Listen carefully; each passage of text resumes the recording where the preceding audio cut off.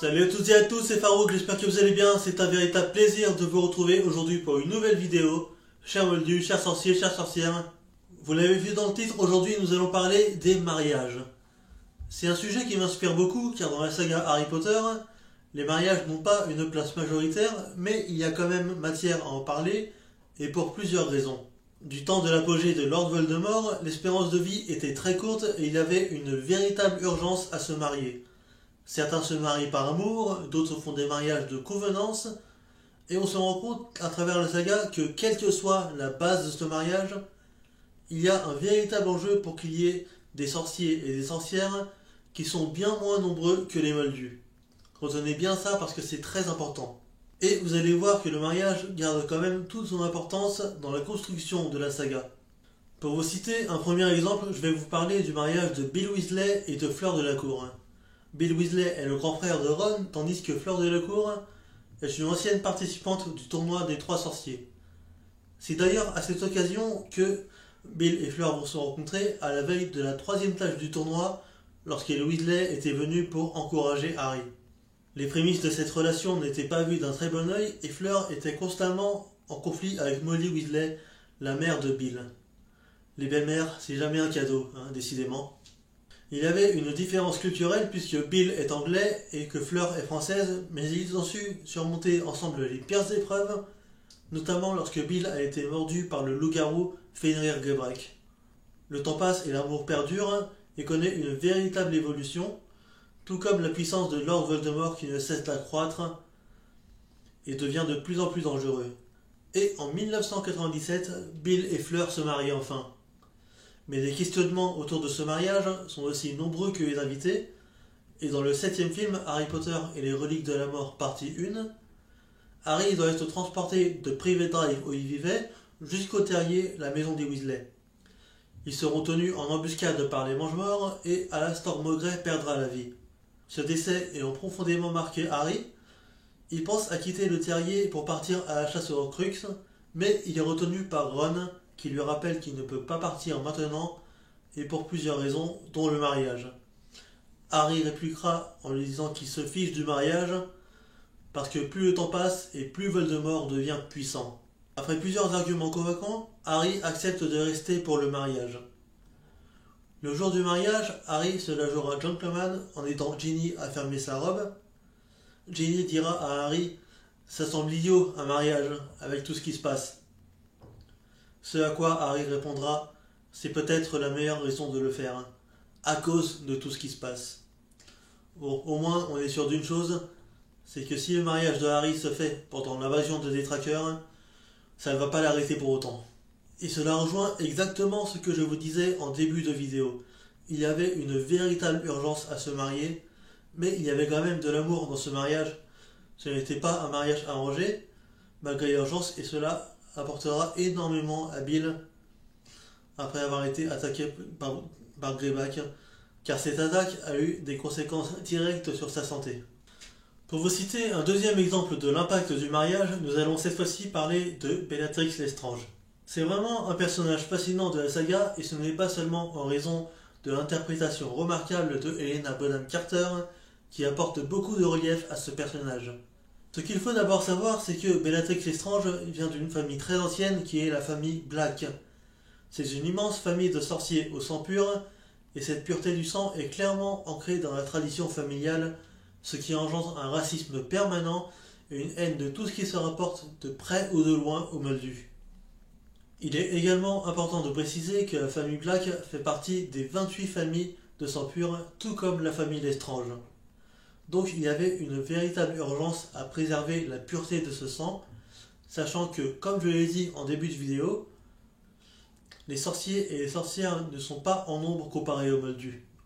Bellatrix Lestrange est la sœur de Narcissa Malfoy et de Andromeda Tonks. Elle est la cousine de Sirius Black et elle est mariée à Rodolphus Lestrange, un autre sorcier de sang pur. Et ce n'était clairement pas par amour qu'elle s'est mariée avec cet homme.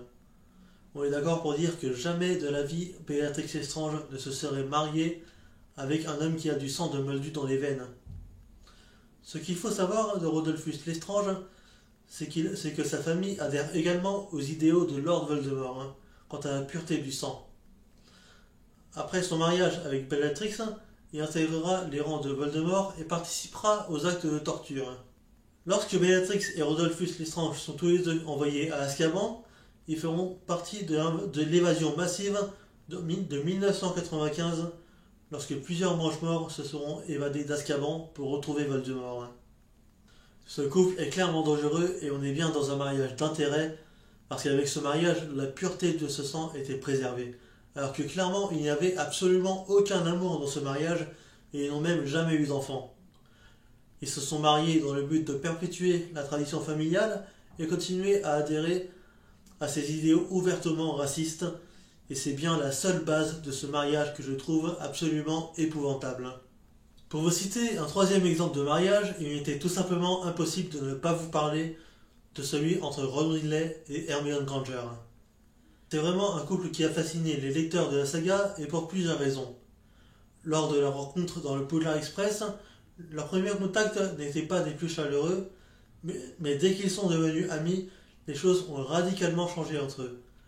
Leur relation a évolué au fil du temps, et on le constate dans le 4e et dans le 6e film, la jalousie commence peu à peu par s'installer. Comme quoi c'est beau l'amour, hein. Il valait mieux ne pas être friendzoné, on est bien d'accord là-dessus. Mais là où ça devient intéressant, c'est que le point culminant de leur relation intervient alors qu'ils étaient en quête des Horcruxes avec Harry. Des sorciers et des sorcières disparaissaient tous les jours, et Voldemort était très puissant et dangereux. Dans le développement de cette relation, on ressent avant tout la frustration, la crainte, et également le déni, car Ron et Hermione n'étaient pas officiellement en couple. Leur seul et unique objectif était de vaincre Voldemort, et il était donc compliqué de penser à autre chose. Pourtant, ce qui a constitué la base de cette relation a vraiment contribué à la réussite de ce mariage.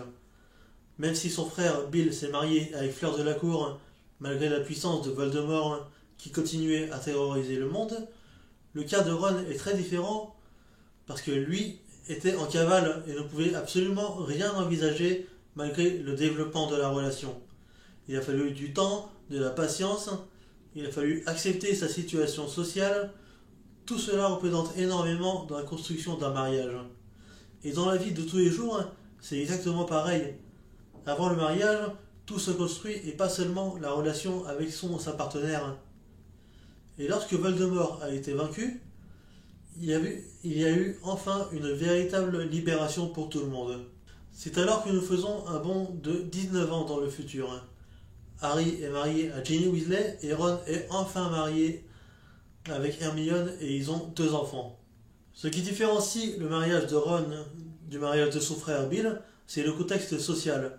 Parce que dans le cas de Ron, Voldemort a été éliminé et il n'y avait plus de guerre, donc plus d'urgence à se marier.